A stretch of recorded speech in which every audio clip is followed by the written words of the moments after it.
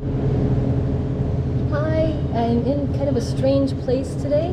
This is the little street sort of in between Piazza San Marco, which is right there, and this is the street right behind all of the shops and cafe, quadri, and things like that. And I'm here today partly because this is part of the Procuratie Vecchie, and I could show it to you from the most famous viewpoint, which is right on the Piazza San Marco, but there's just so many people and the sun's really hot, and I thought maybe this is a little more interesting because maybe you've never walked here before. But I'm actually here to tell you about Caterina Dolfin Tron. She was born in 1736. She was from the nobility, as you can maybe guess from her last names.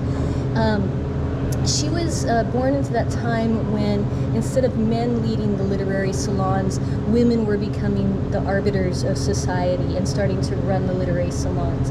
So that's what she did. I'll tell you more about that in just a moment.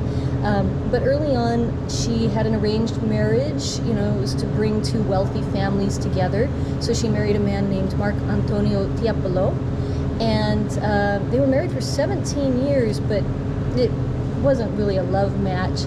And she was a strong-willed woman. So she had met a man named Andrea Tron, and he was quite powerful. In fact, he was in line to be Doge. So she had taken up a relationship with him, and after 17 years of marriage to Tiepolo, she actually had the marriage annulled and then married Tron. Because she married him, she was able to live in the rooms here as part of the, the place where the Doge and the highest officials of state would live. And she kept a literary salon, like I mentioned. It was attended by all sorts of famous people. Let me see if I have a few names for you. Carlo Goldoni, the Gozzi brothers, other people. I don't have it in all my notes, but you can read the whole chapter in my book, A Beautiful Woman in Venice. She had a private casino where she held her literary salon, and she also had a number of books there that it turns out were books she shouldn't have. Things like Voltaire and Rousseau. So her literary salon was actually raided by the State Inquisition, who confiscated the books and caused quite a big scandal. This, of course, is not good when she is the wife of a head of state. So, hope you can hear me, a little noisy through here. It possibly harmed some of her husband's political aspirations.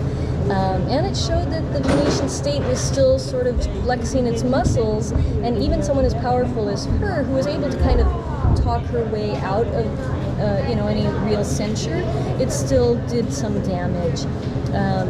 And so, it was really hard for especially women to try and make a name for themselves, to have any kinds of positions of power, because they often became targets, which is sort of what happened to her.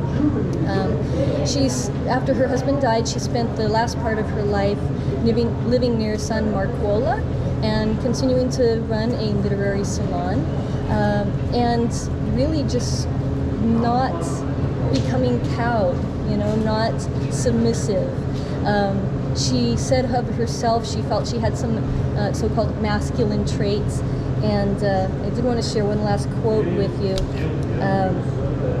She said, "I am a woman, but brought up with all a gentleman's sense of honor." So you can see the yardstick was still the patriarchy and masculine traits and so on, and yet she was trying to find her place within that. So here we remember Caterina Dolfin Tron.